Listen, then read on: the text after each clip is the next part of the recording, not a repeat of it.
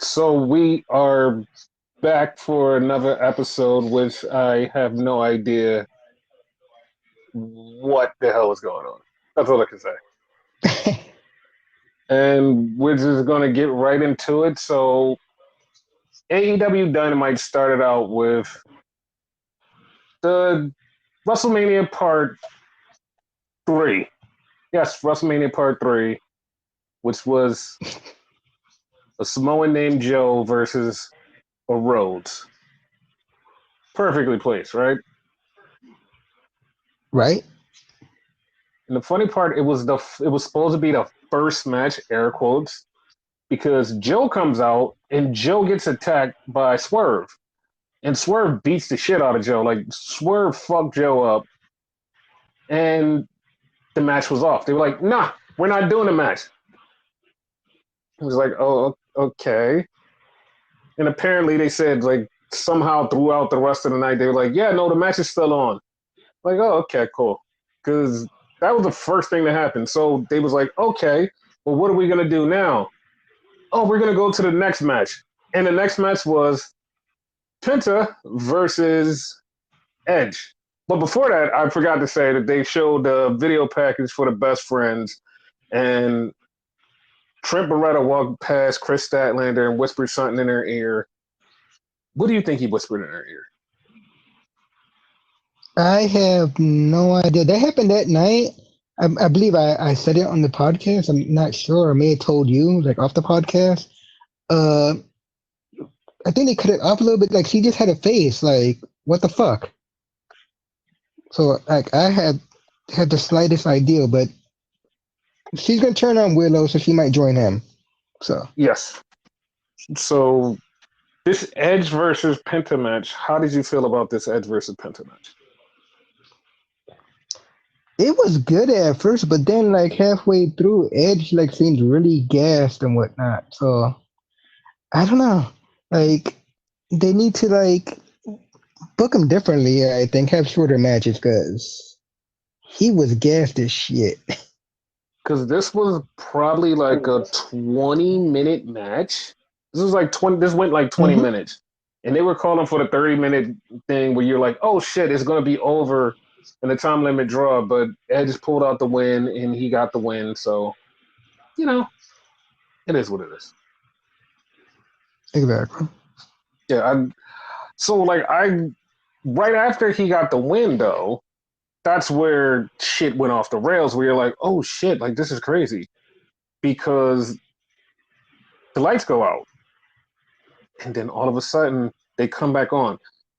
I think this was a fuck up. Like I'm not gonna lie, I think this was a complete fuck up by AEW like video people. I swear this is a fuck up because you see Julia Hart, but you also see Brody King at the same exact time. Like you see both of them, and then they just like switch. Like oh shit, like we wasn't supposed to show Brody King. Like you know what I mean? I don't think it was supposed to happen like Yeah, that. like he was supposed to be like a surprise. Like oh shit, he's there. Like but like you see clearly see both of them at first. Yeah, it was so weird because like that happened, and then Willow came down. And Willow came down and she attacked Julia Hart. And I was like, oh, okay. I mean, that's setting up for that. But then we get like this stare down between Willow and Brody King. I'm like, oh, all right. Like was he really gonna hit her? Like what the fuck? No, I don't think he was. I don't think he was going to hit her. But it was just like really, like it was just really funny that like they Yeah. stood in front of each other. It was like, oh, okay, cool. That was a thing. But yeah, like that was that. And then we had What if he would have tried and she would have beat his ass though? oh, that would have been fucking hilarious. So then we had a Yeah. backstage with Rene Piquet and Chris Jericho, Hook, and Shibata. And they were getting ready for the 6 man.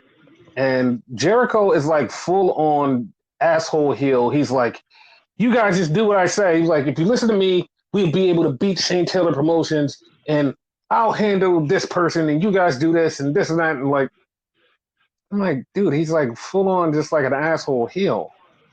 Like, oh, okay. Yep. And then like Shibata was just like doing the translator thing. Was like, what's this guy's deal? Like, and Hook was like, no, don't worry, I got this.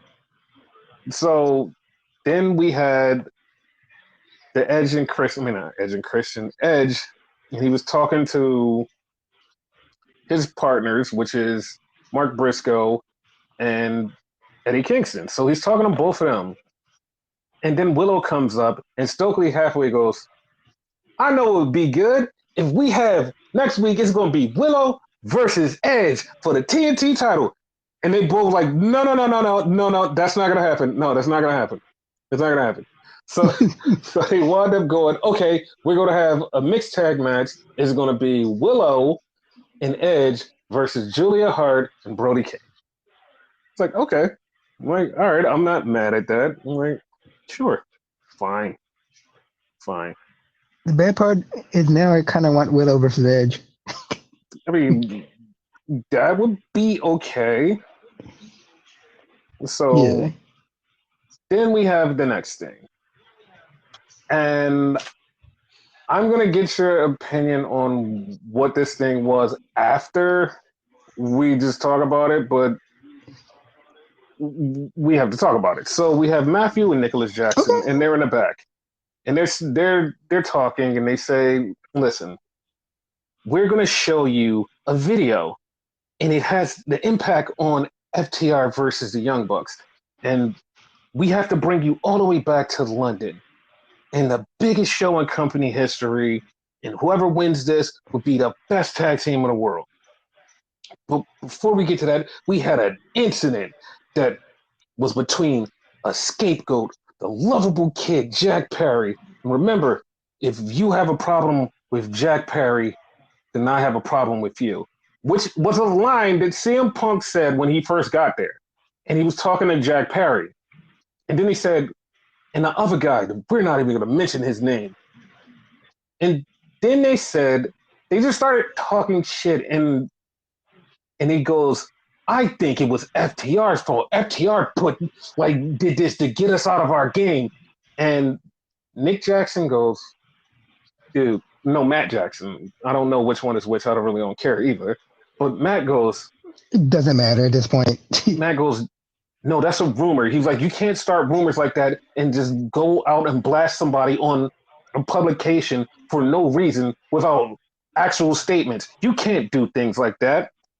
And he said, this incident, we had to put on our EVP hats and it took us out of our game. And we couldn't even get into our thing. We didn't even pray before this because we were so messed up because we had to do this. And that's why FTR won. And so, you know what? We're just going to roll this footage. And they did not do what they said they were going to do. They actually did it. They rolled the footage. They rolled the footage on Jack Perry and CM Punk. They showed exactly what Yeah. happened. And before all of them saying anything, before they said anything, you see the commentary table and you see Tony Schiavone, like you see Excalibur and you see Taz, and they're just like looking regular. Tony Schiavone is already looking down with his head, like hand on his head, just looking down. This is before anything even happened. He just has his head down, like, I know we're not about to do this. And they did it. They did it. They played this footage, and then the Young Bucks said, "Listen, we're gonna beat FTR because you're not gonna have us off of our game, and we're gonna get you." And Matt had on a scapegoat shirt, and if nobody caught that, like that's what was happening. And then they cut back and they show the commentary table was like, "Whoa, that was something." And you see Tony Schiavone with his hands together, and he's just looking like, "I we are so fucked." That's exactly how he's looking. Like there's not even a not. He's just Yeah. looking like we are so fucked. So I know people are waiting for the breakdown. So you go first. What are your thoughts on this before I give my take? Like, it was more or less exactly what Punk said. Like, I I don't care. I just find it hilarious. Like right there, they embarrassed themselves. You know what I mean? He choked them, like he said. He choked them a little bit. What else? You know, nothing really else you could say. You'll say it more in detail. Like I'm not, you know, I'm not the detail guy. I don't didn't care about this whatsoever. I wish they would have had more comedy or something. Like I wish it wasn't exactly that. I mean, okay. Yeah. I feel like this was a dumbass move. This whole entire thing was a dumbass move. And the bad part about it is Tony Khan the day before literally said, well, this is going to have effect on FTR and the Young Bucks, but this is basically for ratings. I'm basically doing this for ratings. He literally said that out of his mouth. He didn't like mince words and say, no, I'm not doing this for this. I'm doing this for ratings. And that right there should tell you everything that you need to know because their ratings have been falling for the last couple of weeks. And he's like, no, I'm doing this for ratings. He literally said that out of his mouth. And some people took it as, oh, because I've seen somebody on Twitter literally go, this whole thing is because the EVPs are like toxic. They're supposed to be like toxic EVPs, and they're trying to make this an unsafe workplace. And like that's their thing. Like you guys are like, I feel like I'm crazy because like this is their character, and this is what they're supposed to be doing. And I'm like, you're making leaps of logic right now. You're making leaps of logic of what's going on. Yes, they are supposed to be bad EVPs. That's the shit that they're doing. This isolated incident has nothing to do with what you think is going on. But I can understand where you're coming from saying that you think that you're crazy because you feel like this is part of their character. This is not part of their character. This was literally outside of their character. This was literally shoehorned in because Tony Khan was mad at what CM Punk said on not a WWE program, but a fucking podcast with Ariel Helwani that had nothing to do with what WWE was doing. And I'm going to talk about some more shit that they just fucking ran off with. It had nothing to do with nothing. So you shoehorning this in and making the Bucks be technically the guys that did it. It makes no sense. It makes no sense. It is the stupidest thing because there was no reason for this. This did not do anything for them. And like I said, I understand that you see this and you're like, oh, it's their character. It's their character. No, no, no. The reason that you're saying it's their character is because you want to be believing in what they're doing. You want to believe that the Young Bucks in AEW are on the up and up and they're doing the right thing. And this is like, you guys are crazy. Like the internet is crazy. Like Twitter is crazy. Like you guys don't know and understand. You're not getting this. Like, this is all a game. Like, see, this is why AEW is so much better. It's not like you are jumping, doing leaps of logic because you want this to be a thing. This is not a thing. This was a reactionary move. Now, when you have every one of your journalists that have literally been by your side say, this was a dumbass move. I would never done this. You have every wrestling journalist going, I'm going to wait until they play the footage. Once they play the footage, was like, they shouldn't have played the footage.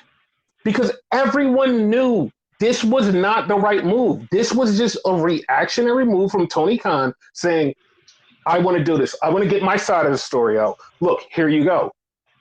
That shit happened 8 months ago. And I know people are like, well, Punk did it on WWE television. I hate everyone on Twitter that has been saying that. Everyone on Twitter that says, oh, Punk did it on WWE television. Punk did that in an interview that had nothing to do with WWE. It was on Ariel Helwani's TV. The fact that you picked it up off of the internet and said, oh, WWE did this. No, that's not a thing. It was never a WWE thing. It wasn't affiliated with WWE. It just happened to happen during WrestleMania week. It had nothing to do with WWE. So you saying, oh, well, WWE's been taking shots at them all week. Technically, yes, they have been taking shots at them.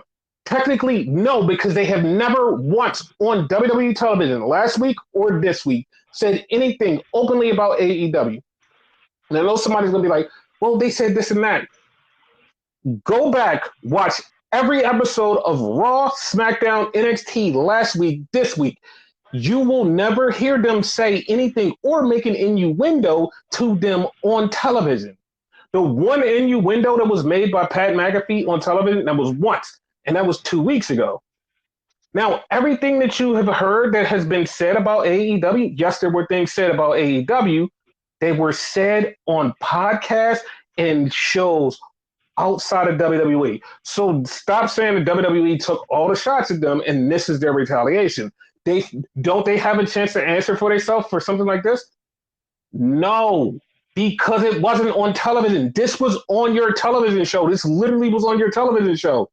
You showed exactly what Punk said on television. You just said, "Oh, he made this up," and you just showed it, and everybody goes, "Well, that's exactly what he said. Like, there's no difference here." Yeah, no. But look, he did this. There's no difference there. Like, he literally said this, and I've seen people go, "Oh, he is an aggressor. He's angry." Dude, he even said that Chael Sonnen said, when someone gets in your face, you react. My grandmother used to have a saying when I was little going to fucking school. She used to have a saying, never let no one get in your face. You go off and on. You off your ass and on your feet. That's what my grandmother said. My grandmother said that when I was little, that you never let anyone get in your face. If they're coming to you with a problem, never let them get in your face. Fuck them up. That's exactly what happened. I've never, That's a good saying. I've never, since I was little, let anybody get in my face when they brought a confrontation to me. And the way that Punk reacted, and people are like, "Oh, he's the aggressor. He's the aggressor." No, he's not. Jack Perry should have never came to him saying whatever the fuck he said to him. We couldn't hear it. Jack Perry came to him, got in his face, and Punk was like, "Nah, fuck that." And when Punk pushed him the first time, that was it. It was like, all right, if you don't move the fuck out of my way, it's going to escalate more. Jack Perry was like, "Oh, you pushed me. Now I'm going to go back at you." And then that's where the scuffle started. But like I said, you don't let nobody get in your face. And I love the fact that a lot of people who've never had a fight or never been into any confrontational situations have been like, "Oh yeah, no, Punk was the aggressor." And I seen everybody that have been in a fight was like, "Dog, if you're saying that Punk was the aggressor, you're an idiot." He literally reacted to that guy getting in his face. When he came to him, Punk gave him a second to back up. They kept jaw jacking. There you go. The fight started. That's exactly what happened. So I don't understand. Like, I don't understand. Like, I'm not even gonna say I'm crazy because I see everybody who agrees with me and is like, "No, there was nothing wrong there. Like, there was nothing wrong there. Nothing happened." And this just makes AEW feel like they're very vindictive, and like that's really dumb. And I know people are like, "Oh, now you're just gonna shit on AEW." Well, go back to last week when fucking Edge said, "Yo, I want there to be peace. Let's get over this bullshit, and this is all positivity." Then fast forward back to this week and go, "Oh, this is nothing but negativity." Are you fucking serious? Like, you can't tell me that this wasn't just like Tony being angry and was like, "Nah, I need to do this." And then Dave Meltzer, after this all came out, goes, "Oh, the Young Bucks wasn't fine with this." Even somebody else was like, "Oh, the Young Bucks wasn't fine with this." Sean Ross Sapp reported, he came out, because this guy actually knows what's going on. He came out and was like, "Nah, that's not what happened. The Young Bucks was down for this. They wanted this shown. They helped put together the segment. They were down for this." And Tony actually talked to FTR, and FTR was like, "Yo, as long as this gets us like into our match, I don't really care." And FTR are still cool with Punk. Like, they're still like friends. They're still close friends with Punk. After this, they're still friends. And he was like, "Nah, this just works for the match. Like, I guess I don't care." So everybody's like, "Oh, the Bucks had nothing to do with it." No, they did. They literally was like, "No, let's do it." Like, "I agree, Tony. Let's go."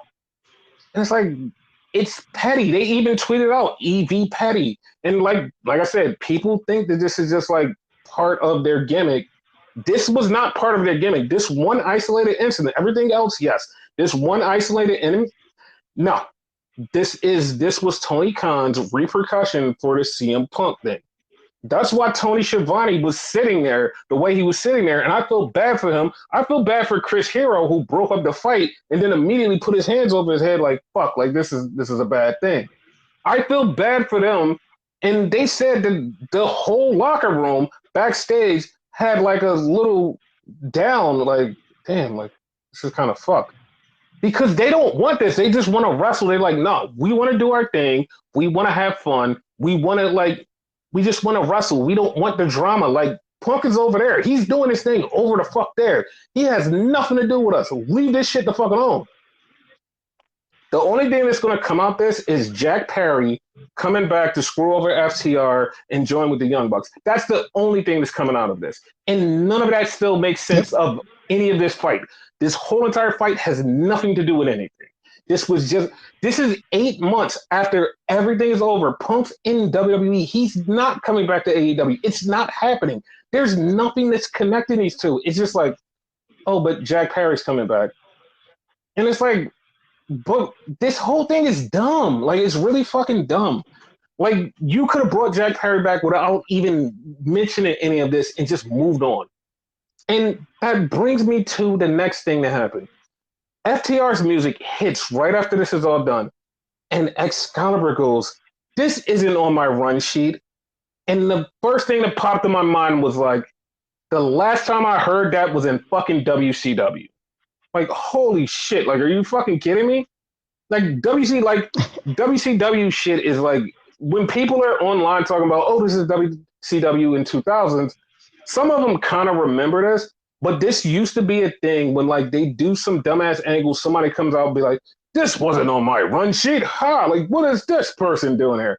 That's exactly what they did when FTR came out.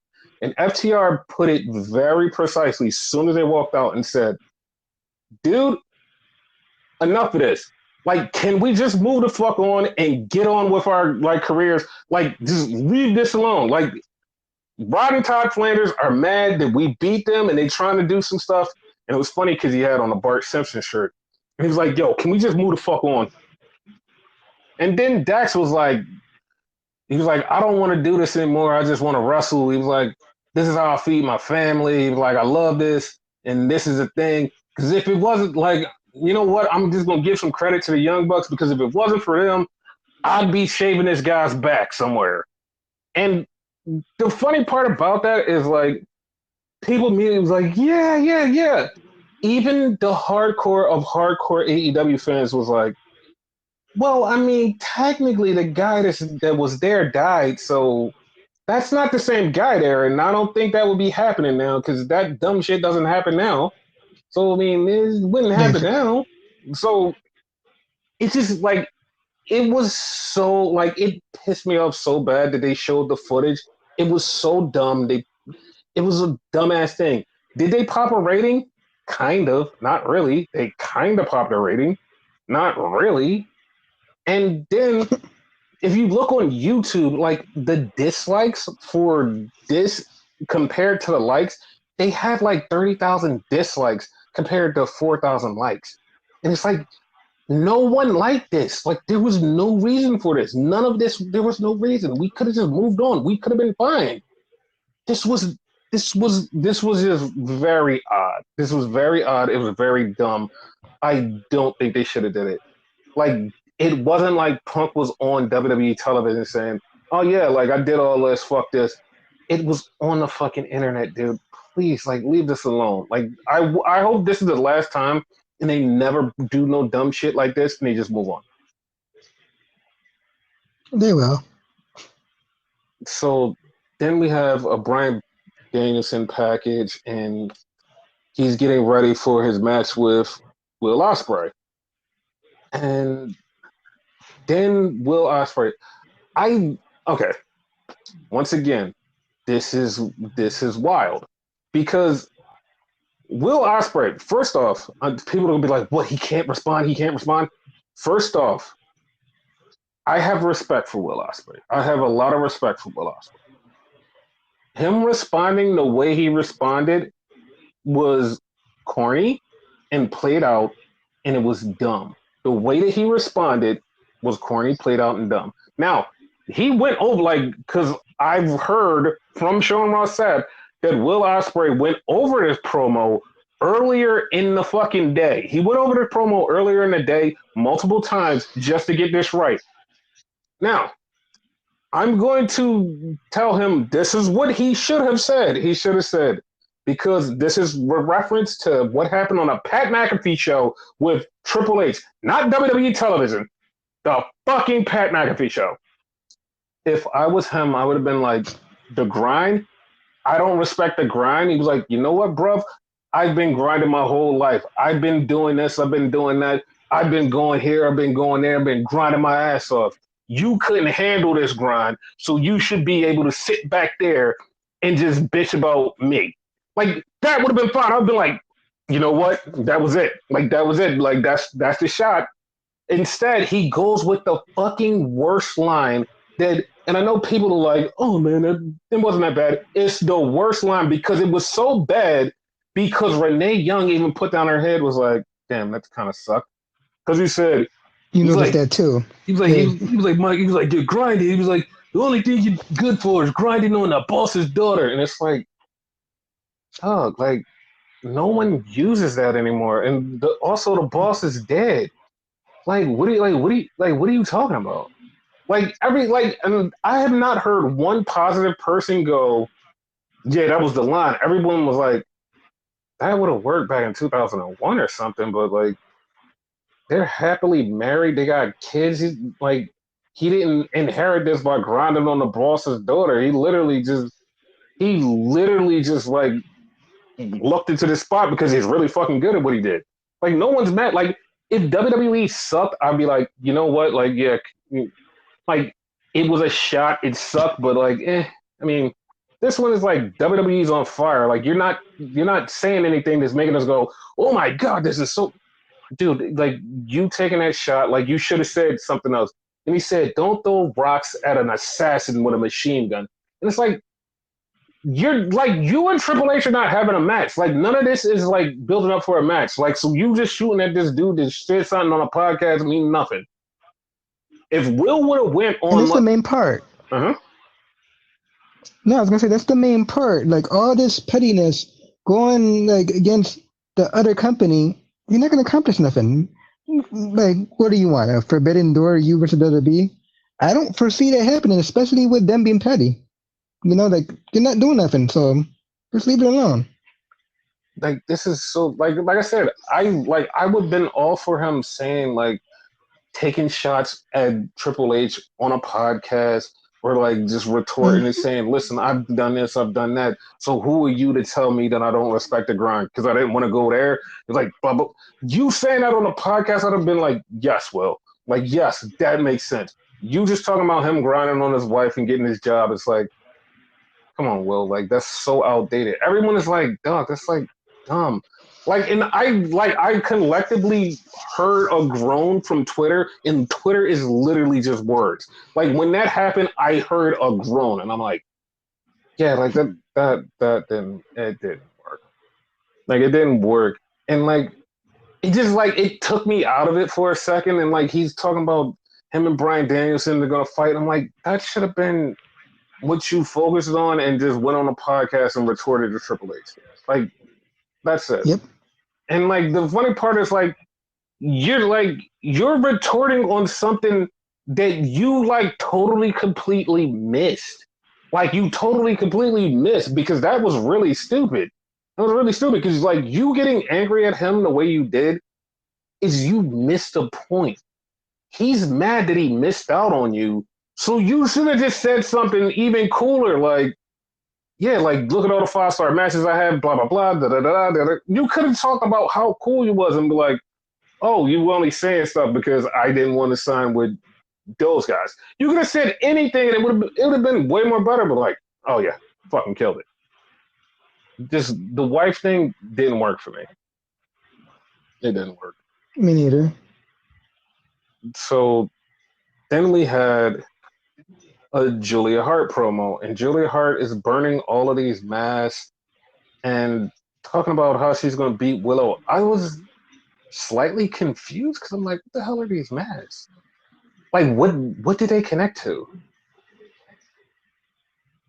I was hoping you would able to tell me. You're asking the question, so like, what the fuck?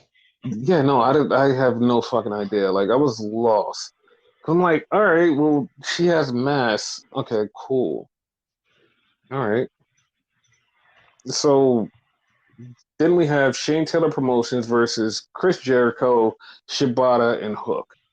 So the match is going, and Jericho's basically trying to tell Shibata and Hook what to do because I'm the legend. I know what I'm doing. Guys, look. And then it gets to the point where Shibata's in the ring, and Jericho is like trying to coach Hook, and Hook's like, yo, we got to get back in the ring. And he's like, no, you have to listen. And then Shibata loses. And I'm like, okay. Like, and I'm literally still confused because it's like, all right, I know where this is going. Someone's gonna be like, "No, you're dumb." I'm like, no, I know where this is going. Hook and Jericho are gonna explode. But one, I don't want this because like I don't fucking like Jericho, and I just think that this is dumb as shit. Like this is fucking dumb. Like this whole thing is dumb. Like how do you feel about They're trying this? to Y2 AJ it. It's I know. I don't like it either. It's stupid. Like, it's really why dumb. Jericho and Hook? I don't know. It's like he wants to be connected to Hook. They already had a match, so like all of this makes no sense. Like they had a match And already, then and you put Mhm. then you put fucking Shibata in it, which, in my opinion, he's the true legend in this this like team and whatever, and have him get the fall. Like, what the fuck? Like, he caught a straight for no reason. You know what I mean? If you're this really gonna do this, you should have had fucking Hook catch the fall, which he shouldn't do that either. Like, this should not be going on. to be honest, like this, it shouldn't even been Shibata. It should have been somebody else. Like you threw Shibata in there just to lose because this was going to happen either way. When they had a third man, they were going to argue and like they were going to set up what's coming next. And there was no reason for this. Like there was no reason for any of this. It's like you did nothing. Like we all know it's going to be Jericho versus Hook, but this doesn't. Like nobody is benefiting from this. Like it's really dumb. It's a really dumb story, and like I hate it. So then we moved on to the next thing, which was Okada coming out, and he wrestled a local talent, and Okada beat him in like 30 seconds, and then he accepted Pac's challenge. And to me, like I was like, see, I wanted this match so bad that I just thought the challenge was already accepted. So, so when he said I accept the challenge, I was like, wait, you didn't accept the challenge? I was like, God damn it! I was already like invested in this match. I'm like, all right, at Dynasty is Pac versus Okada for the Continental title. I was all for it, and then he was like, I accept the challenge. I was like, oh, okay, well now we're more official. All right, cool, whatever. And I do you one better. mhm. I didn't even recall him challenging him. Like, I know it was hinted at, but I never thought he officially challenged him. No, no, Pac did officially challenge him. Pac challenged him, Oh, okay. but All right, so I was more lost than you. yeah, because I knew that it was happening, and like in my mind, I had already put it together. It was like, all right, this is happening. Don't really care how it comes together. It's already done. And then when Okada was like, I accept the challenge, I was like, wait, what? I was like, I thought it was already accepted. I thought it was done. But then Pac came out, and they had a little scuffle. Then the Young Bucks came out, and we got a CM Punk chant. And they just started chanting CM Punk. FTR came See out. what y'all did? Yeah. Then Bucks came out. I mean, FTR came out. Then everybody started fighting. They did the CM Punk chant. The funny part about this is someone was in the building and they released the footage. When they showed the footage, the backstage footage, everybody was still chanting CM Punk. They were chanting CM Punk. And there was a guy that was next to the person recording goes, man, CM Punk is a badass. And it's like, this accomplished nothing. This literally accomplished nothing. It was so dumb. It was stupid. It made CM Punk look good, and that's not what you tried to do. Like the only problems out of this. everyone has said the same exact thing. The only person that comes out of this looking good is Drew. Drew's the only person that comes out looking good out of this whole entire Bucks thing. Like it's Drew. Drew's the only person. Yep. So then we had Switchblade saying he wants to win the the triple challenge champion, whatever. I don't really care. I feel bad for Jay. That's it. Like I just feel bad for Jay. That's all. I can't say anything other than I feel bad for Jay. And a lot of other people feel bad for Jay too. But I feel bad for Jay. He'll get out eventually. Yes. So then we have the championship champagne celebration or whatever it is. So Thunder Rosa comes out, and then Tony Storm comes out, and they're supposed to drink champagne, celebrating, getting ready for their match. And Tony opens the bottle. She opens the bottle, and she just throws champagne in Thunder's face and beats the shit out of Thunder, and then wipes off her makeup. And then Diana Purrazzo comes out to help her. But when Diana Purrazzo comes out, Thunder almost hits her because she's blinded and she can't see. So, oh, okay. And And then fucking Diana was like, "Fuck you." But you clearly heard her say "fuck you." They didn't beep it. yes. And then Mariah May comes out. Mariah comes out and Tony gives her a kiss on the cheek. That plays into what I've been saying for the last 2 weeks. She actually even offers her champagne and she's like, I have a match. And she's like, okay. So Deanna Purrazzo goes out and faces Anna Jay. She beats Anna Jay, and then Anna Jay chokes her out with the Queen Slayer after the match. So Mina Shirakawa runs out and she saves Mariah May. She saves her, and then she gives her alcohol and she kisses her. And I saw a lot of people totally just go, "Oh my god, they're kissing. This is so hot." And it's like, I mean, one, yes, but two, you don't know where the story is going. And I like a lot to you not. I haven't seen anybody go, "Oh, this is where the story is going." It's like last week, Tony kissed Mariah. Mariah was like, "Yay!" Then Mariah got back with Club Venus member Mina Shirakawa, and they have been close. And now Mina kissed her, and you're like, that doesn't mean anything. That means everything. This is a setup. Like me, I said this last week. It's going to be Mina versus Tony. Yeah, Like it's really, you it's did right say there. last week. This is going to happen. Like it's going to happen probably at Double or Nothing, probably Forbidden Door. But this is happening. Like this is where the setup is going. It's fighting. Both of them are fighting over Mariah, and it's like, yeah, I don't have a problem with any of this.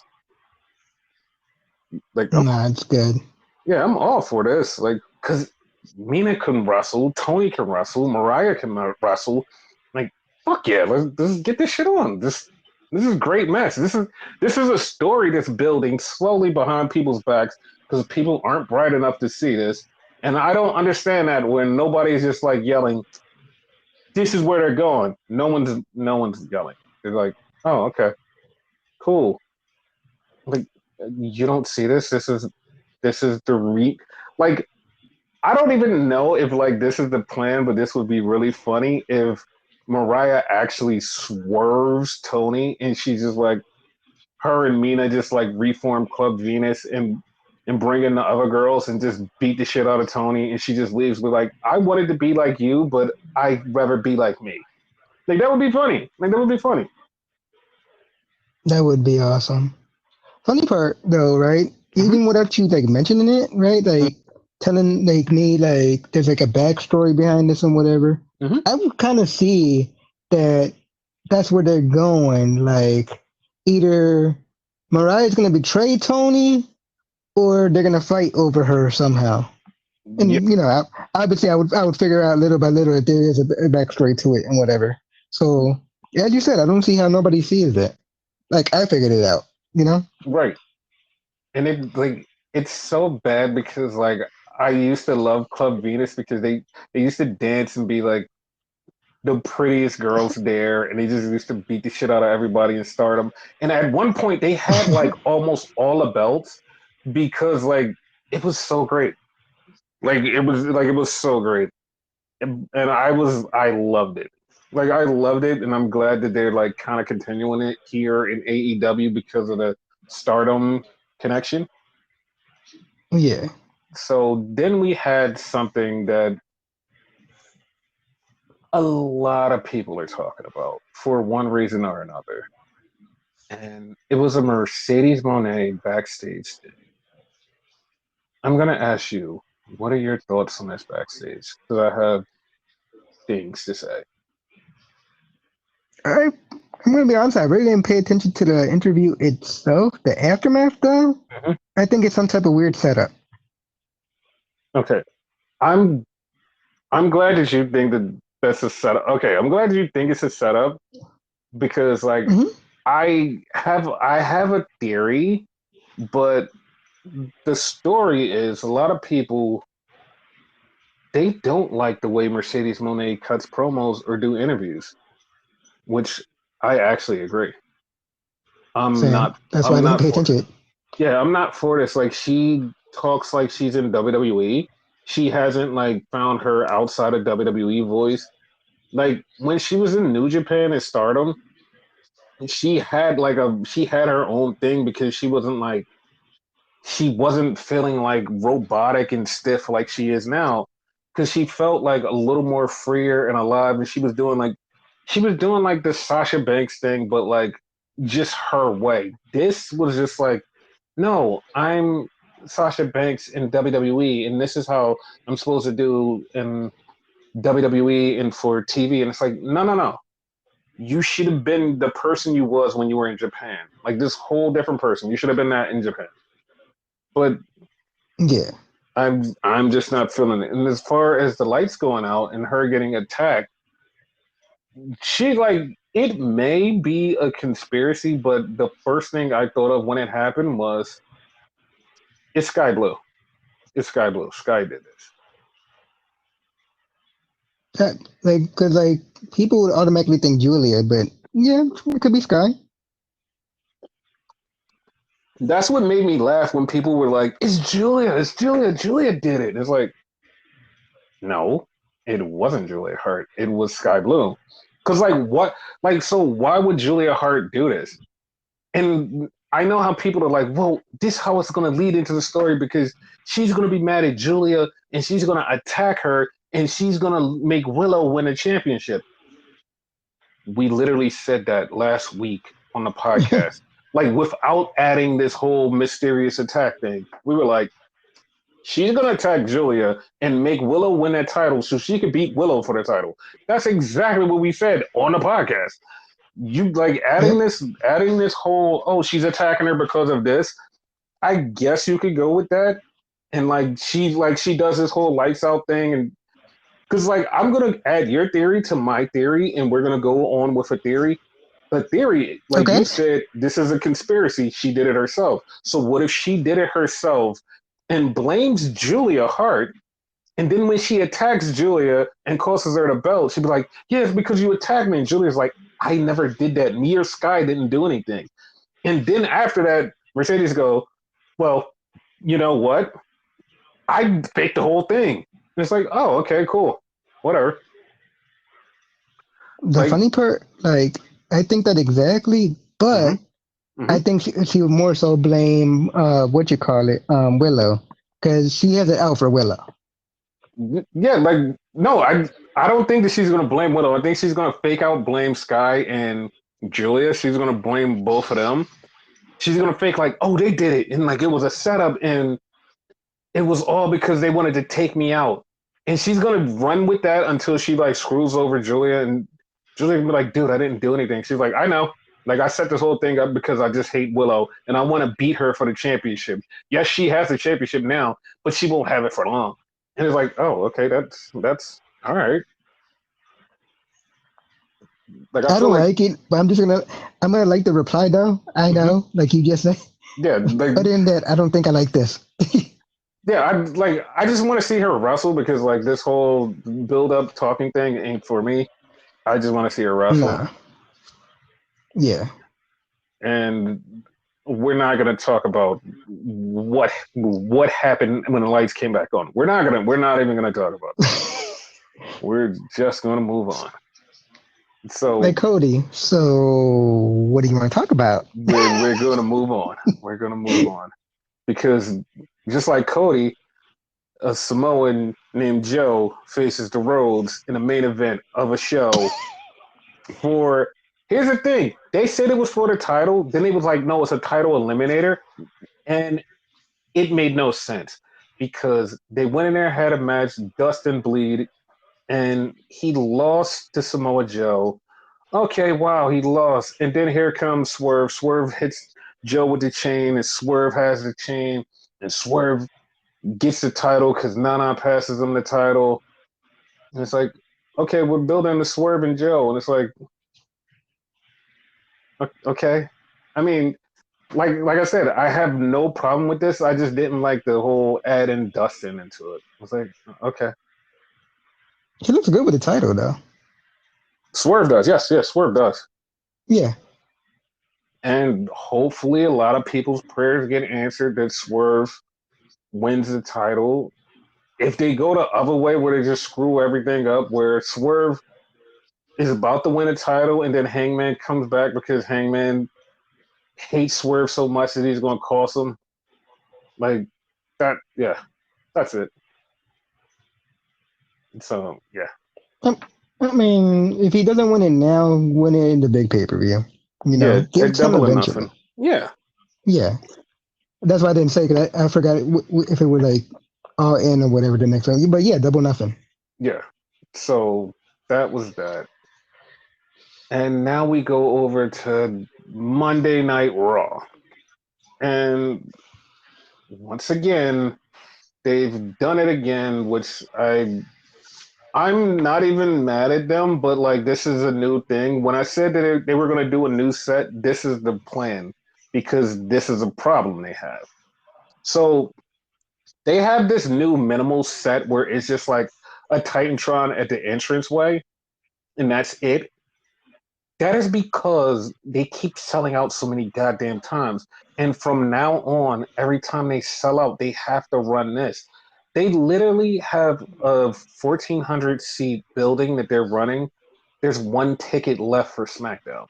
And they have to do this fucking set again.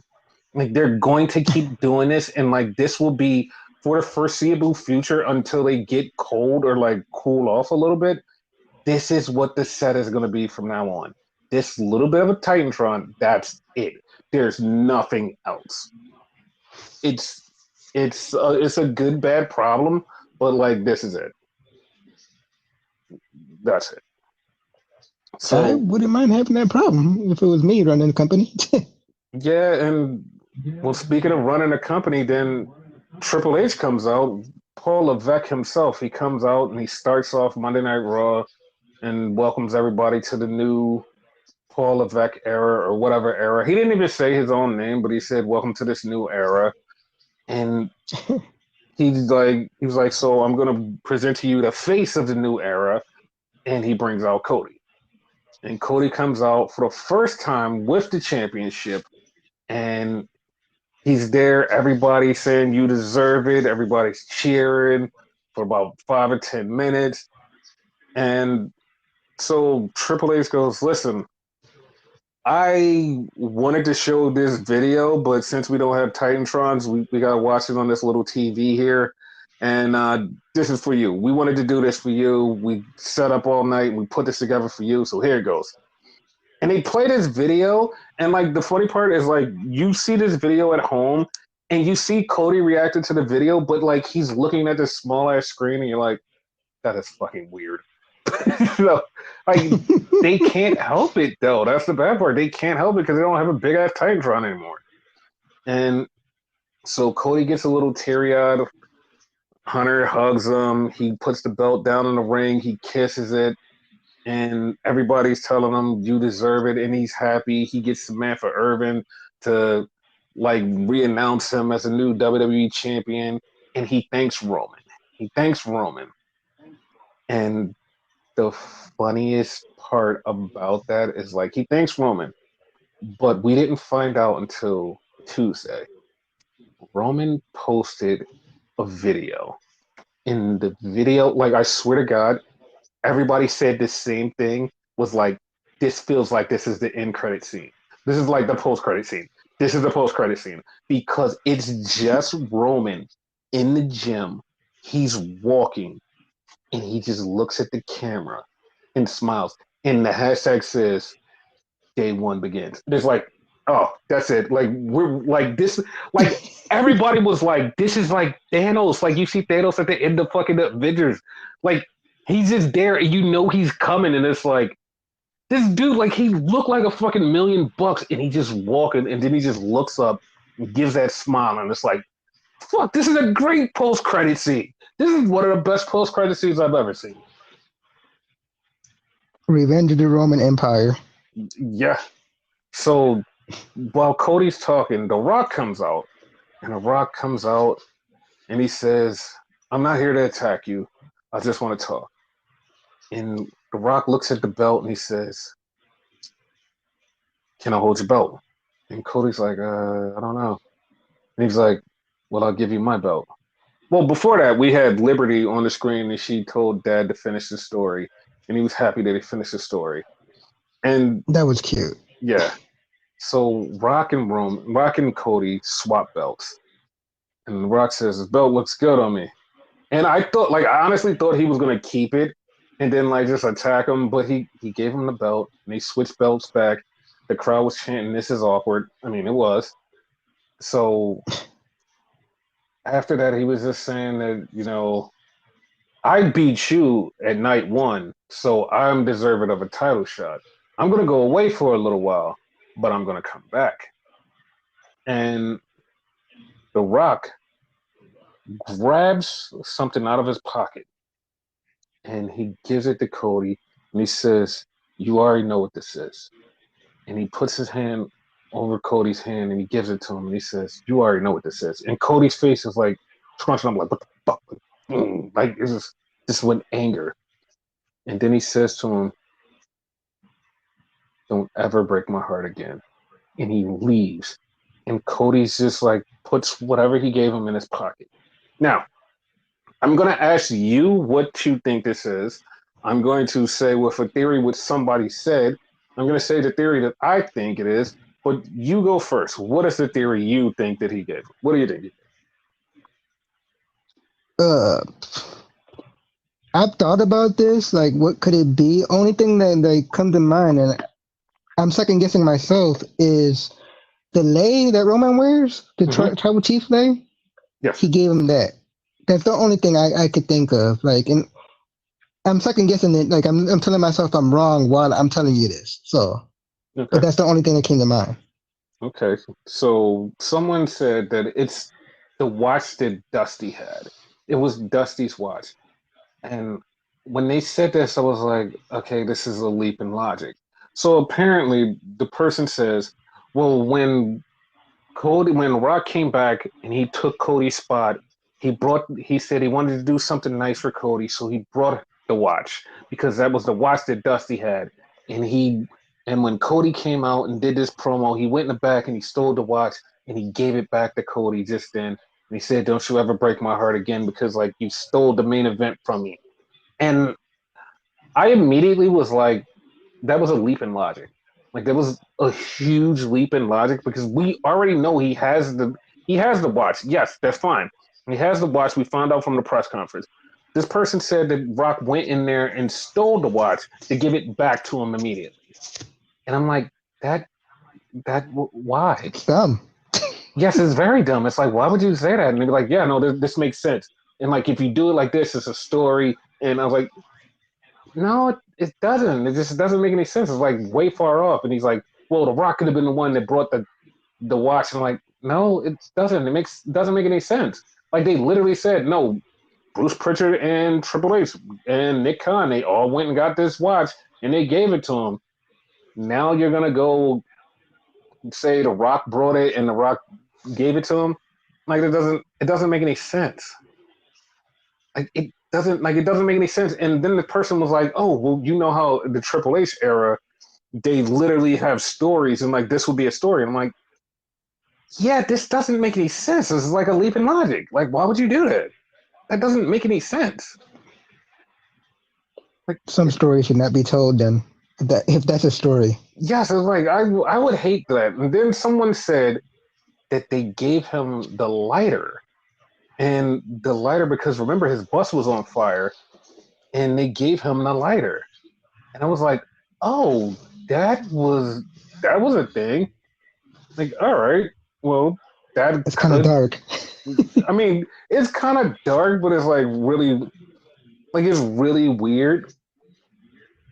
So to be honest, I have no idea what this is. Like, I have no idea what this is. Like, I was thinking it could be the Dusty's Hall of Fame ring. It could be that, but I'm stuck on. I feel like there's something that we're missing. And the reason Yeah. I want to say there's something that's missing is because this exact thing happened years ago when Cody wasn't shit. And Cody came in the ring and told The Rock, he was like, let me hold the belt because one day I'm going to be WWE champion. Like Cody literally said that when The Rock got the brand new belt, the big W belt for the very first time. Like Cody literally said that to The Rock. And I feel like it's something there. Like it's something that happened. It's something small that happened. Ah, what if?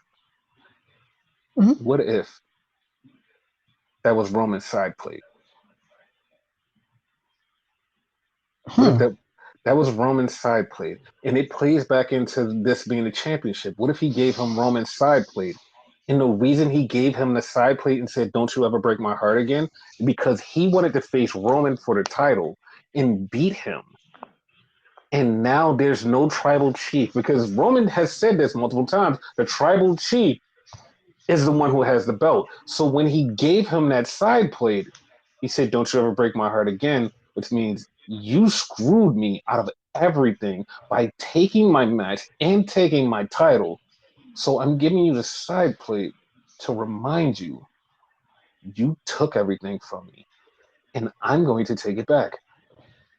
I mean, that That could be makes a the most thing. sense. Yeah, like that Yeah, could that be a makes thing sense. because it's like yeah, like you have the Roman the Rock thing, and like that little thing is like Because other than that, I have no idea, and I know people are like, well, it could be this, it could be that. Like you said, it could be the lay from Roman's like thing. It's like it has to be very small because The Rock gave it to him and Cody put it in his pocket. It has to be very small. And the only reason I'm like second guessing the lay is because it's kind of like flimsy. Like it could like slip out your hand. You could see the little bit of red or whatever. No, that's the thing. He could have Like gave him a someone would flower. have saw it. I think. No, he could have gave him a Ah, flower off of the lay. Like you could give him a flower off of it and put it in his hand, and he knows exactly what it is. there you go. Yeah, that. Okay, now we talking. Good.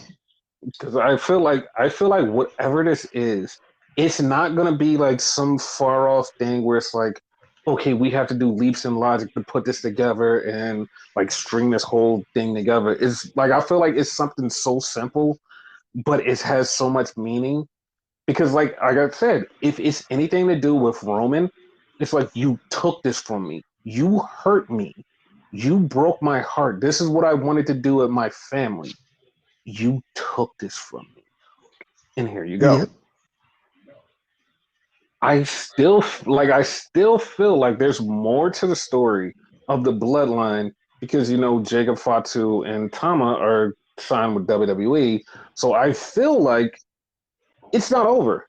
Like I feel like it's not over, but I don't know how it's going to play out because one, Roman is completely gone for a while, and Rock is also completely gone for a while. And I thought this would be the night where Rock introduces the new Samoans, but he didn't. So I'm wondering when and if and how he brings them back. I was hoping that too, but I also was hoping, going back to something you said earlier, Hmm. when they switch belts, like Hmm. Rock would actually take the belt, and that's when we get introduced to the new belt. But like, okay, you can keep it because I got this one. Like next week or something. Like he'll have like his brand new belt, which I hope they do eventually. So somebody said the belt wasn't ready for Monday, and I'm not ruling out the belt being there Friday for SmackDown. I'm not ruling out it being there for SmackDown, but I have a feeling it's not going to be too far off. It's going to be very soon. But like, see, here's the thing. This is just me being me. Hmm. I will wait for the draft. Like, because soon as the day that they say, "Hey, this is a draft," I'd be like, "All right, well, here, everybody switching skills. Here's new belts. Okay, cool. Here's a That new is belt. true. Yeah, That that makes sense. Yeah, I didn't think about that either. because like Because it's right not. now, like Mhm. the he's the what you call it, the Universal Champion, but he's basically the SmackDown World Champion, right? Yes, So they could easily put him on Raw, yes. give him that belt. Like, no, he's gonna keep whatever belt he gets. He's getting the WWE title, but whatever it looks like, Yeah, they're gonna swap it. Because like I yeah, feel to like the new one. whoever, yeah, whoever the general manager is gonna be like, listen, that belt is like from an old era. Here's the new belt for the new era. Like, okay. So Paul Levesque era. so then we have Nakamura come out, and Nakamura comes out and he faces Ilya Dragunov, the Mad Dragon. So everybody is immediately going, oh, he's getting called up. And they said like he can get called up with the draft, which we even said that he will be getting called up weeks ago. We're like, yeah, Ilya Dragunov is on the short list to get called up. Hmm. Dragunov beat Nakamura. Now, this is the funny part. Everybody completely just was like, boom, this means nothing. Everybody's like, this means nothing. He beat Nakamura, oh well. And I'm just like, oh, I see exactly what's happening. And everybody else is like, no, no, no, it means nothing. I'm like, no, no, no, you don't see what's happening. Because the draft, not everybody just goes, oh, NXT people comes up. Main roster people also go down. So Yep. Nakamura going back down to NXT, winning the NXT title, or just challenging the NXT champion. Yeah, this isn't over. This wasn't just happening by accident. This was by design. There's more to the story. Like so, yeah, I could I could definitely see Nakamura going back to NXT. yes. So yeah, just prepare for that because that's the thing. Yeah. And I am 100% for that because it's like it makes sense because Nakamura is like kind of getting not used up here, and like for him to go down there and have fun, like he doesn't even have to be far away from his house. He lives in Florida. He's like, oh yeah, it's cool. I'm good And with going that. back does wonders in your careers. Look what it did for Baron Corbin. Like he's having the best time of his life, in my opinion. There, like he's done his best work in NXT right now. This run, Baron Corbin. Yeah. So So then we have the imagine what it Judgment would be Day for come Nakamura. out, and the Judgment Day comes out, and they're doing their thing, and they're hyping up their champions, and Rhea Ripley comes out, and she's hype, and then we get Damian Priest, the world champion, coming out for the very first time as a world champion. Yep. I am not sure why the hell he was wearing red and everybody else was wearing black, but okay, it's not. It just didn't work for me. It's very weird. And so they're holding up their champions, and R-Truth just comes up right behind them and holds up their champion, and they look, and they was like, the fuck? They were like, Truth, you are not in here. And Truth was like, yeah, I wanted to talk about bringing somebody in the Judgment Day. And Miz comes up with like, dude, I don't want to be in the Judgment Day. And they set up a match and they go for a three-way. And I mean, not a three-way, a triple threat. Six man. Fuck. Six Six person. man. There you go. Yeah. So they're doing this whole thing. And Miz goes, Truth, who's our partner? He was like, yeah, he's like, I can't see our partner. He was like, yeah, you can't see him. And like immediately, as soon as he said you can't see him, I'm like, it's John Cena. And then they go, Yeah, oh, they was like, oh, it's little Jimmy. I was like, no, it's John Cena. And they immediately switched it away. Like they kept saying it was little Jimmy, and they kept sticking it in your head to just fuck with you. Like it's Jimmy, it's little Jimmy, it's little Jimmy. And I'm just like, if anybody's sitting here not knowing there's going to be John Cena, you're not right in the head. And like it made me mad that people was like, oh, it's little Jimmy, and then John Cena comes out and they have the 6 man match. John Cena, Truth, Miz, they all win. Good shit. it was. It was. Yeah, I think right now this is the last time we're gonna see John Cena for a while, probably. I don't. Okay. Yeah, I don't see him coming back. I think he got like other business duties that he have to fulfill, but you know, it is what it is. Like, not mad at that at all. You think we'll see him next WrestleMania then? Oh, of course, of course. I feel like because he keeps joking about, I've got one more WrestleMania in me. I've got one more WrestleMania. And I feel like the next WrestleMania is going to be his last, where he goes, I'm done. He's going to have this last WrestleMania. He's going to be done. Then he's going in the Hall of Fame the year after. Yeah. Because he keeps saying it like, yeah, I got one more in me. I got one more in me. I'm like, okay, cool. You know, you said that in the back of my mind for some odd reason. I thought he already was in the Hall of Fame. I don't know why. He feels like he should be. He does. Right? So then we have a backstage thing, and I literally tweeted this out the moment it happened before it happened at WrestleMania weekend. When Rhea Ripley won, I said, oh, so Liv Morgan is taking the title from her later on this year. And Rhea and Dom are walking backstage, and Liv just throws a fucking chair at Rhea, fucks her up, and then beats the dog shit out of her. Just beats her ass. Beats her fucking ass so bad. And then Dom came in, and Dom just basically helped her up. But Dom grabbed the camera and pushes the camera, and the camera just goes out into the arena. Like it was the coolest shit ever. Like That was a nice I transition. Yeah. yeah, WWE these fucking transitions, holy shit! Like they just move the camera and the camera goes all the way out to the ring where Indy Hartwell is in the ring and she's in the ring with Candice because Indy's about to have a match and it's like, hold up, like this was all one shot and Indy has a match against Roxy. And yes, people, Roxy, the NXT Women's Champion, came to the main roster. And it was funny because Candice is trying to get Indy to cheat, and Indy just like says no. Like she's like, no, no, no. And she turns back around and Roxy fucking cheats and wins. Like, that's funny. And then Candace said something to effect of, see? Told you. Something like that. Yep, and Indy's gonna turn heel, and then she's gonna wind up it's gonna wind up being fun because she's gonna turn heel, they're gonna turn on each other, it's gonna be funny. And yeah. So Yeah. Sammy was on his way out. He sees Jay Uso. Sammy has a shirt. Yo, Khadijah, I did it, which is like a Rocky reference. And I'm Hmm. like, okay, cool. I mean, like I said, I love Sammy. I just didn't think that the IC title should go on Sammy. It could have went on somebody else. It was a great moment. Like I can admit when I was wrong, but I just still think it should have went on somebody else. And then we had Yeah.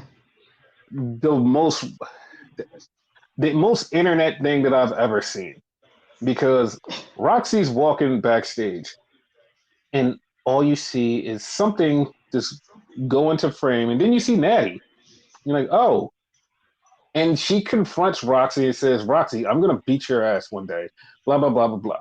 And Roxy, I lie to you not, Roxy just was every internet person and like every normal human was like she just was looking. And then she was like, oh, yeah, yeah, whatever. And the funny part was like, she says, yeah, whatever, looks Natty in the eyes and looks right back and then leaves. I'm like, okay, well, all right. That's all I can say. Yeah, I didn't think anything of it. Oh no, everybody did. Like you, it you couldn't miss it. And even Natty was the bad part was like even Natty was like, yeah, no, they exist. So like, no, I understand, Natty, I understand. So so Sammy's coming out to cut a promo, and then Imperium comes out, and it's them, and they're ready to beat his ass. And then Chad Gable's like, no, I'm not gonna let you beat my homie's ass. So it's Chad and Sammy versus Imperium, and they had a good match, and Sammy tagged in Chad and let Chad get the pin. So Chad beats Imperium, which sets up something funny for later on. And I actually like the way they did it because it was funny because it was just dumb. So Same. they go in the back and it's Chad and Sammy talking. And they're talking and Chad's like, yo, you're gonna give me what you want, what I want, and he's like, Sammy's like, dude, I already let you get the win. He's like, I already let you get the win. He was like, so yeah, I paid back the favor. And Chad was like, dude, what? He's like, no, I'm just fucking with you. No, I know what you want. I'll give you a title shot next week in my hometown. I'm like, oh. And as soon as he said, in my hometown, I'm gonna give you a title shot, I'm like, oh, I know exactly where this is going. And Chad's gonna turn heel on you. Like you're gonna beat him, he's gonna turn heel on you next week, and now you're gonna start a feud. Got it. Chad almost got mad at that shit though. I would have too. Like I would have been like, nah, fuck you, man. I hate you. So then they did this thing where they showed Sheamus. So Sheamus is coming back finally after 900 years of being gone. Old And school Sheamus too. I don't know about that. I don't know. So we got Okay. Andrade, and Andrade comes in and he's talking to all of the general managers, including Pebble, who's there. And a lot of people, the funny part was a lot of people didn't even get this, was like, this is the first time she was on a show with her dad. And like, they didn't even acknowledge each other, but this is Ah, the first time she was on a show with her dad. Like, he was there and she was there. And she's the general manager at NXT, and she's like, yeah, like, I'm just trying to learn. So I'm here with the two big guys. And then Chelsea Green comes in, and Chelsea Green is like, hey, I want to do something, and I didn't get my WrestleMania moment. Where's my moment? Blah, blah, blah. And Adam Pearce was like, yo, I got an idea for you. I got something for you. You go out to the ring. I promise you'll have your moment tonight. I promise. And she was like, yeah, I better. And she went out to the ring. And immediately, as soon as she went out to the ring, I was like, I know exactly what's happening. She's going to die. yeah, I thought the same thing. Like I even knew who she was gonna face. So I was like, yeah, she's gonna die. So Chelsea Green goes to the ring, and then all of a sudden, the storm comes in because here goes Jade Cargill, and Jade comes in, and Jade beats Chelsea Green in 30 seconds. Not even 30 seconds, probably like 10 seconds. Just booted her, hits her with the jaded 1, 2, 3. It's over. I was like, God damn. I mean, it's good. Like it needed to happen, sure. yeah. How did you feel So that the match went so quick though? Because a lot of people seem like to have a problem with it. I I didn't. swear to I swear to God, everybody who says they have a fucking problem with it are fucking idiots. They're fucking idiots. This was designed as a squash match. This wasn't designed as a Hmm. like oh fucking classic. This was a squash match to get Jade over as the most dominant force in WWE. If you're bitching and Yes. complaining about that, that makes no sense. Chelsea Green, even she admitted like this was like a great moment for her because she went in there and made somebody look like a fucking star. She looks like a star because like she came in there and had the energy of her being a star. Like somebody was like, "This is her WrestleMania moment." Like even though she wasn't on WrestleMania, this was her WrestleMania moment, dude. Like Yeah. anybody that's complaining is really dumb. Like oh, the women don't have any time. Is like brother or sister or Indy. It doesn't matter. It doesn't fucking matter. Like this is all part of the building up Jade story. Relax. Yes. Like Roxy and Indy had like a nice, decent, long match. It's like is you keep saying, "Oh, the women are getting shafted. The women are getting shafted."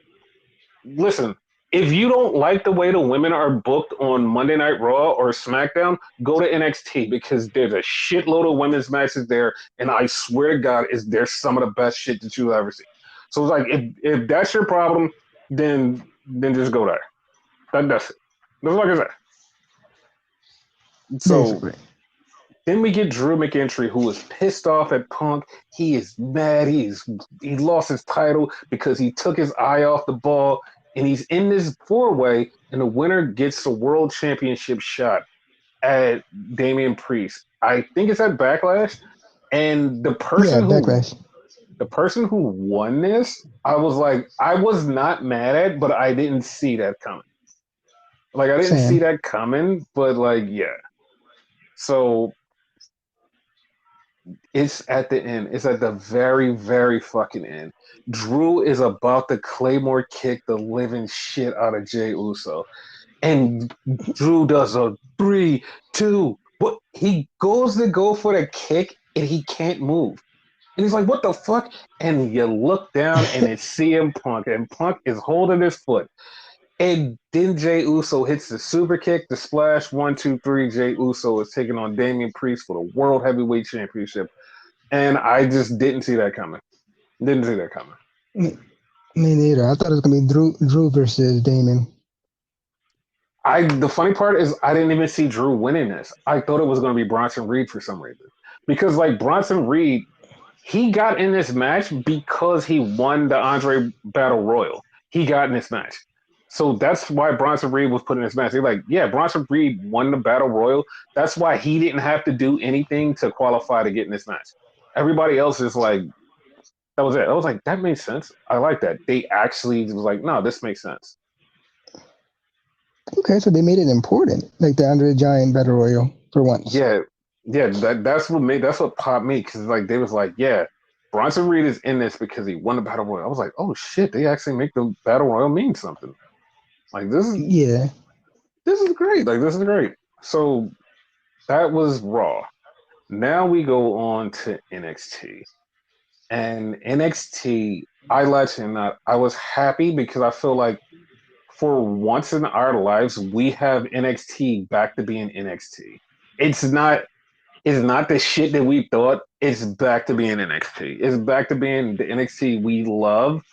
And it's because we get storylines that make fucking sense. It's yes. stories that's in this.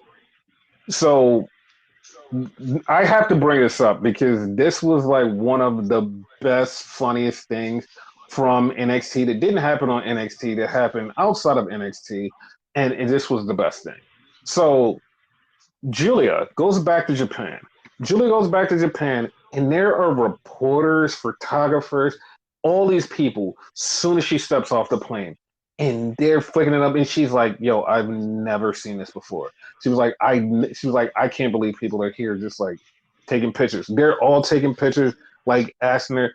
And Tokyo Sports just like goes right into it. It was like, "Yo, like, can we get an interview? Yo, what happened at NXT?" And she's like, Dog, I'm not even gonna lie to you. I had no idea I was on camera. She was like, I had no idea I was on camera. She was like, when I was on camera and they showed me, I had no clue. She was like, I had no clue that I was on camera.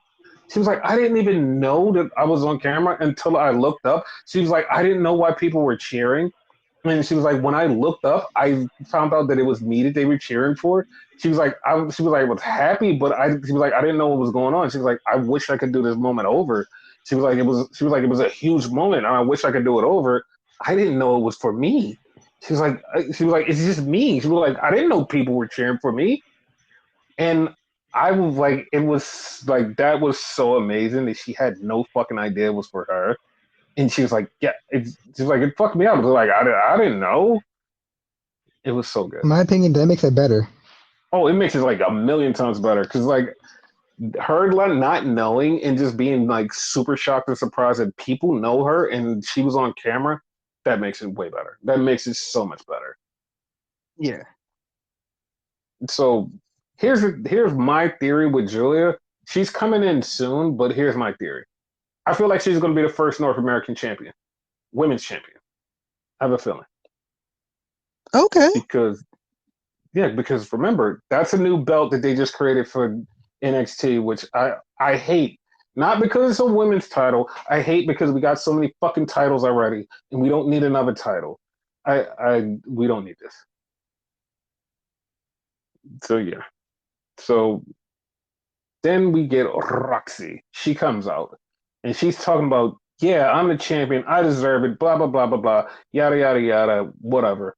And then Natty comes out and Natty challenges her for the championship. And I'm like, I'm not even gonna lie, when Natty challenged her, I'm like, didn't you guys set this up last night? So like why are you challenging her now? That's what I Well, thought. Natty challenged her after Lyra Valkyria came out and Tatum Paxley beat her ass. And people are like, yeah, I'm glad that happened. And I'm like, yeah, and it's because Tatum is mad at her for losing, and Tatum's mad at her for being like not good anymore. Like she's not a good guy.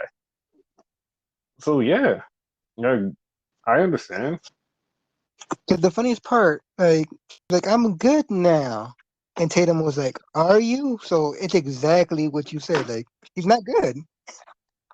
Tatum sees it. She's not Exactly, good. because the way that she came out, she wanted to beat the shit out of Roxy, and it's like, nah, that's not what my Lyra would do.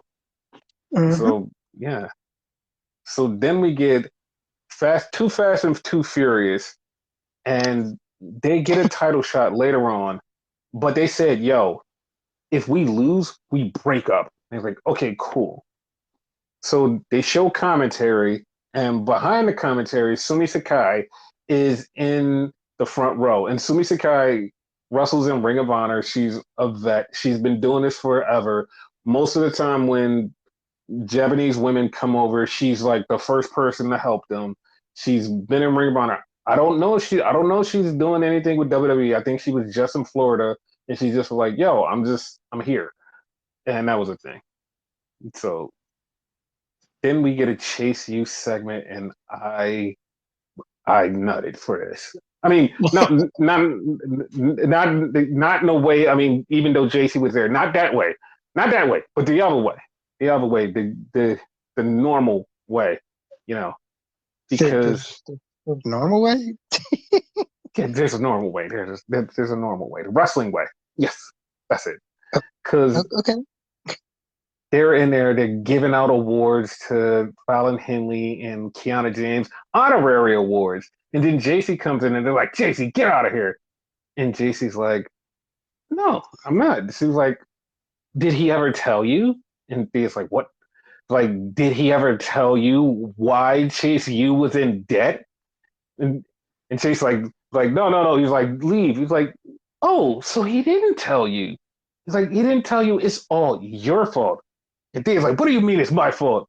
She was like, oh, you remember that match that you had for the NXT Women's Champion? She's like, yeah, well, the one he threw the towel in is like, dude, was like, listen, don't tell her. She's like, no, no, no. Mr. Chase bet all his money on you. So when you lost, you bankrupt the school. This is your fault. And at that moment, me and Renegade both said, oh my God, long term storytelling. It was so good. I was Dude, like, we got a payoff. we fucking got it. It fucking made like this made. I didn't give a shit what happened in NXT for the rest of the night. We got a payoff to something from a long time ago. Yes, I am so happy. I'm so happy. I take back the whole fact that I didn't like her turning back into a heel. Now it's better. Hmm. This whole thing and the whole like even JC pointed out the whole time you were mad at them and being a little snotty little brat. It was all your fault. You should apologize. And Thea got up and ran off. I was like, oh my God, this is so good. This is so good. They still haven't had a one-on-one match, right? Nope, they haven't. And Okay. from listening from this match, the next match that happens, it's like, okay, they're going to have their one on one because Fallon Henley and Kiana James took on Izzy Dame and Wait, Kalani Jordan. Kiana James was on the other side. God damn it. Kiana James and Izzy Dane versus Kalani Jordan and Fallon Henley. Okay. I get those two mixed up because they're both K names. It's like, damn it, I Yeah. fucked up. So they had the match, and because they had this match, I'm like, all right, we're gonna get Thea versus JC eventually. I don't know if it's gonna be next week, but we're gonna get it eventually. But we need that payoff. Like we We need do. that payoff. Cause like it's so perfect. Like we get the fucking finish and we get like we find out why we're all caught up. It's a story. That like Sean, like the stuff that he had on this show, Sean is like, yeah, you deserve to be Booker of the Year. Like you deserve it. Cause Kiana James and Izzy Dame, they won. They beat Fallon Henley and they moved on. And I'm okay with that. So yeah. So they showed Javante Davis, who is the new superstar, and he's going to take on Scripps in a match. Now, Javante Davis was on the Indies. I forgot his Indies name. Dude's only 19. He's only fucking 19. Just to point that out, he's only 19. So, like, if anybody has anything to say, and I don't mean bad, I mean anything to say that's good, you have to remember he's only 19, which means he has a long time to get even better. So if you have anything to say like he's good, there's a problem there because this is just the beginning. So then we have the no quarter catch crew minus Drew Gulak.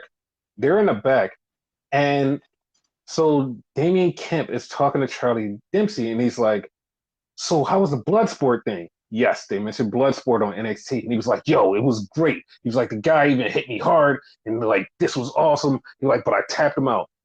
The funny part, his opponent was on Twitter and he was watching it. But his opponent was watching it the WWE style, where like the TV is in front and he just like has his body halfway turned looking at it. And then he just like takes off his glasses and he's mad. And everybody was like, dude, you're halfway there to be a WWE superstar. Like you can watch the TV like them. I was cracking up. Wow. The funny part was dude is not like he's a wrestler, but he was like he wasn't even mad. He was just like happy that they got a shout out. And he was like, yeah, he was like, I have no problem. And then He GCW, leaned into the TV thing. yeah, and then GCW and fucking Bloodsport was like, Charlie was like, yo, anytime you want to come back, you can come back. And I'm like, okay, so now we're going to GCW. We're just going to do GCW WWE. Okay, well, okay. That's a thing. I'll allow it.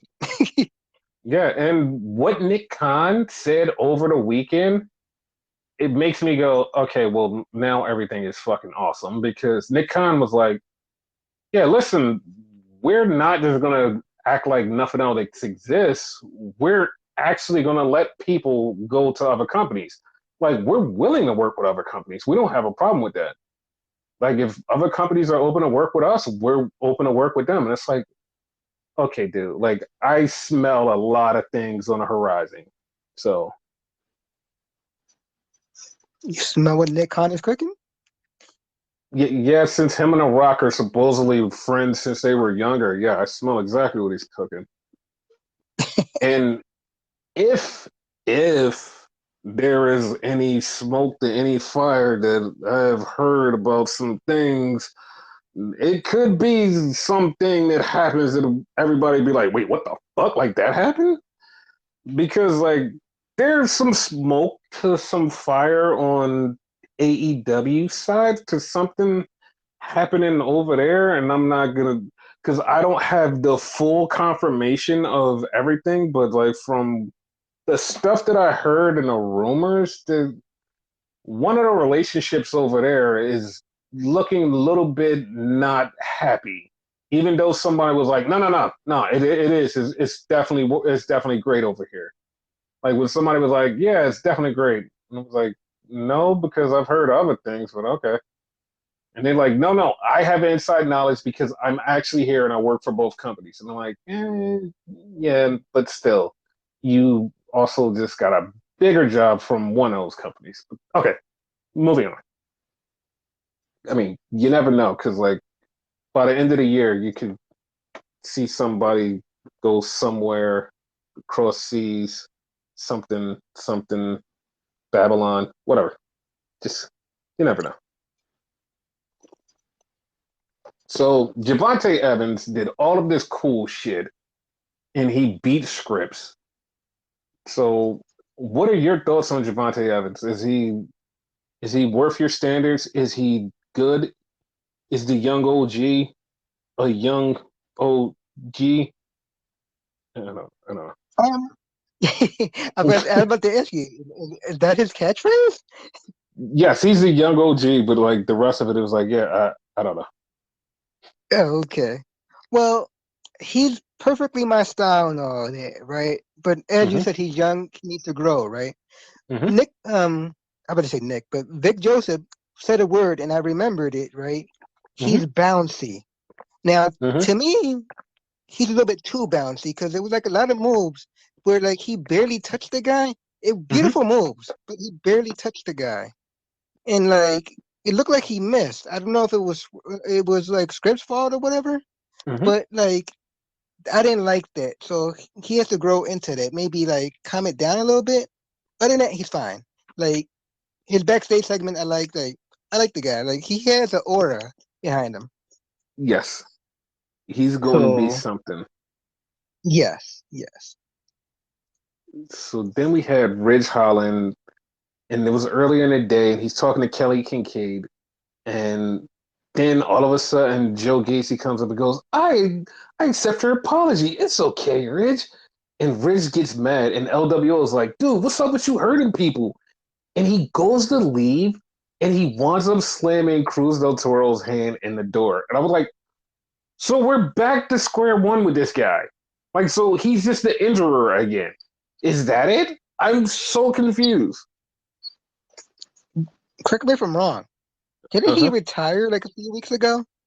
Yeah, he did. He did. Now Go he's home, Rich. Go home. I don't care about this story. Go home. Fuck off. As my girlfriend would say, fuck off. it's like it's so funny because like this was like the only bad spot on NXT was like this shitty Yes, ass gimmick coming back. I was like, yeah, this is dumb. I So hated it. It pissed me off. yeah. Normally, So you're the then, pissed off one on here. mhm, It pissed me off. yes. So then we had Roxy versus Natalia, and like this ended with Lola Vice like helping Roxy win because she like caused Natty to get back in the ring, and Natty got confused, and then she got beat up. I feel like her and Lola Vice need to have like a submission match. Lola Vice and Natty need to have a Yeah. submission match because like their first match, Natty beat Lola, and Lola's been doing everything she can to like get back in Or like an MMA style type match. Because that's Lola's like whole background. there. Or Which submissions are implemented in there too. wait, or a dungeon match. Ding ding ding. There you go. Yeah, because Natty's from the dungeon, and we can have that. And Natty beat the shit out of her after the match too. So then we had the no quarter catch crew, no Drew Gulak crew. They lost to the family. I was like, okay. I guess they're going in a rebuilding phase, or like they're going to go defend the Heritage Cup. I guess. Yeah, I guess. So then we had Obafemi come out, and Josh Briggs apparently hurt his ribs or his hand or something, and so he's not there. And then Oba's out, and then once again, I wrestling nutted because he's out talking, and here comes Ivar, and Ivar is like, I want to challenge you for the North American Championship. And I just was like, yes, yes, just give me all of this. I don't want nothing else, but holy shit. Like, That was not on my bingo card, as you would say. this wasn't, but I was so happy that it just popped up on my bingo card because, like, holy shit, this is great. Like, Oba versus Ivar. Ooh. Ooh. And they had like a little Yeah, exchange. It is like, oh, I want this so bad. it's gonna be a So, fucking awesome match.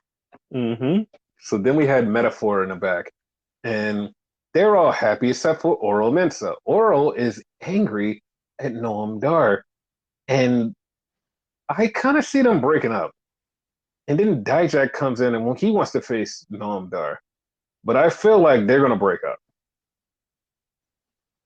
Yeah, because I don't know, like there was kind of a weird exchange, hmm so they probably 100% break up.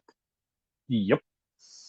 So then once again, Miss Parker goes viral because Jada Parker wrestles Brinley Reese, and she finishes with a hip attack in the middle of the ring, and she went viral. Not because of the hip attack, she just went viral because she's her. This is the second Yeah, time, but this is the second time she went viral. Like she literally did nothing. Like she didn't do like no spectacular ass move. She just walked out looking like her and she went viral. And everybody's like, who is that? I need to watch wrestling. I have to watch wrestling. Like, oh wow. So yeah, and speaking of that in the internet, like so there's a singer that I follow that I've been following like his whole career. And he's part of the Joe Buttons podcast, and they have like they got back into wrestling because of The Rock. So he tweeted out earlier today, and this like was a testament to something that we was talking about earlier. He said, "Dude, I got back into wrestling and I gave everything a chance. I'm no longer getting back into wrestling. I mean, I'm gonna still keep watching wrestling. I'm gonna keep watching WWE. I'm not watching that other product. That thing is messy." And I was like, "Oh god." Like, and this is like I said, this is a person who just like got into wrestling because of The Rock. He saw The Rock, and also because some of the ladies too. That's why I brought this up because right at the Jada Parker match, he got into wrestling because he was like, oh, there's hot ladies, there's stories, and The Rock's here. And then he was like, yo, I'm gonna watch the other show.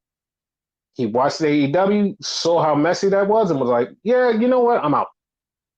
And you lost the fan. So that's the thing. probably lost quite a few fans. Like I heard somebody watch the fucking footage, immediately turn it off right after that.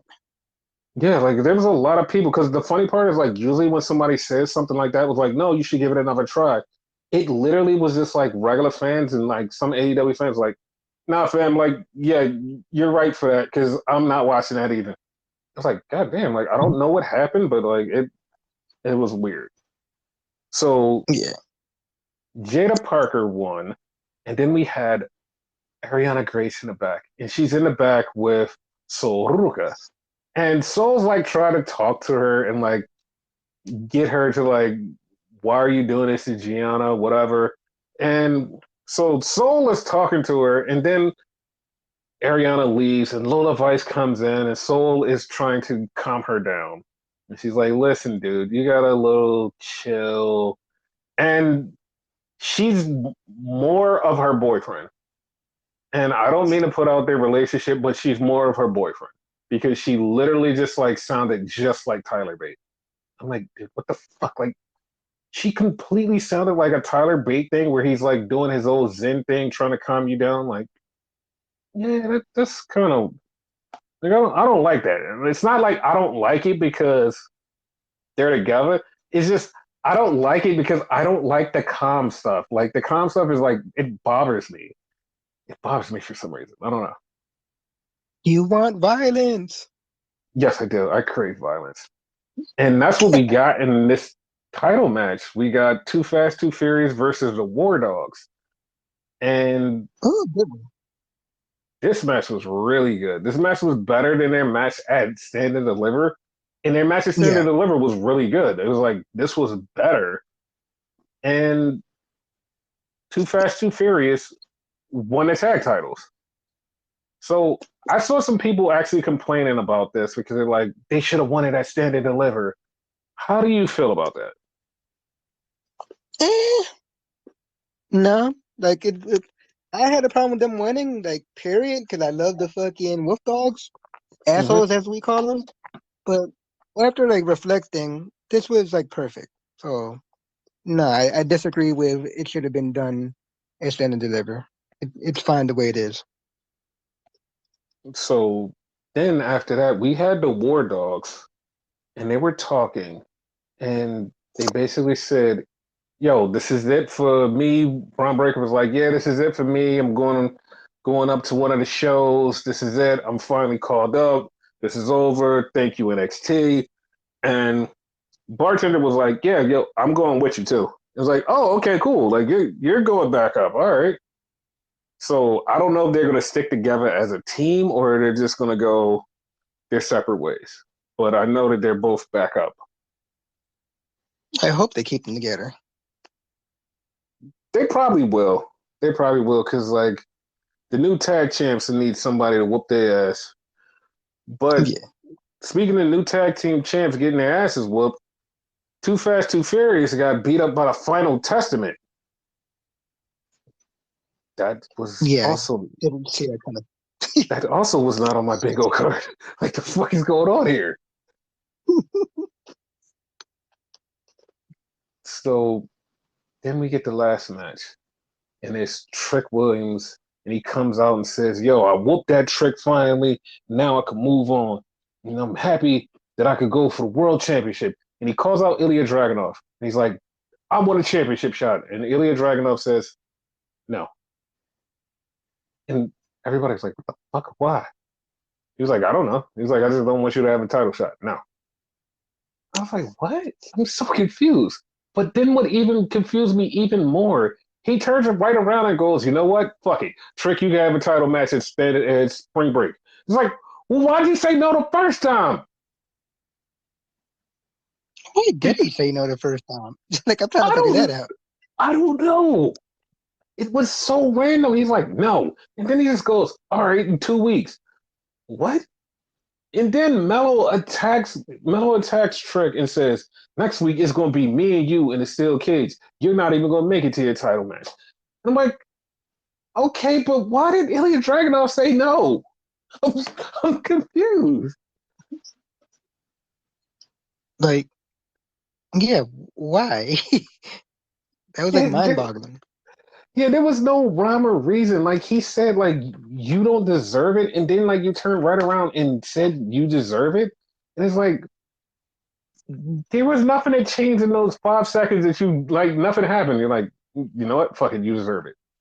Then why'd you say no, man? Just it didn't make any sense. If only like he like put a little thing in there, like I'm joking, you deserve it, bro. Because they seem like to be friends. So Mm-hmm. Like if he would have said that, I would have been like, all right, yeah, you know what? I'm cool with that. yeah, Like, yeah, that was weird, and that was the end of NXT.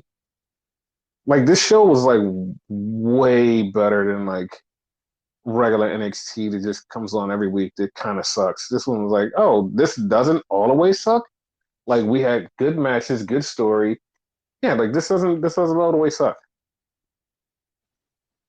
yeah. Hopefully it continues. Yeah, like because Sean really like he dropped the ball at one point where we were like, now it's like you know what? It's back to where it used to be. He dropped the ball, he picked the ball back up. Now he just run with it, Sean.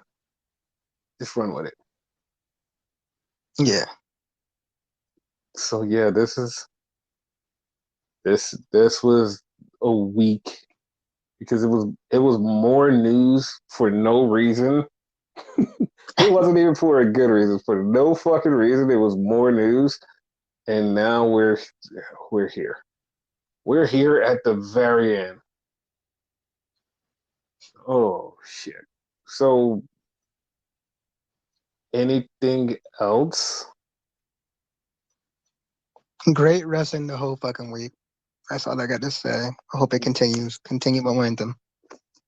No, it's great wrestling and no more fucking bullshit, AEW. Jesus Christ. Thank you.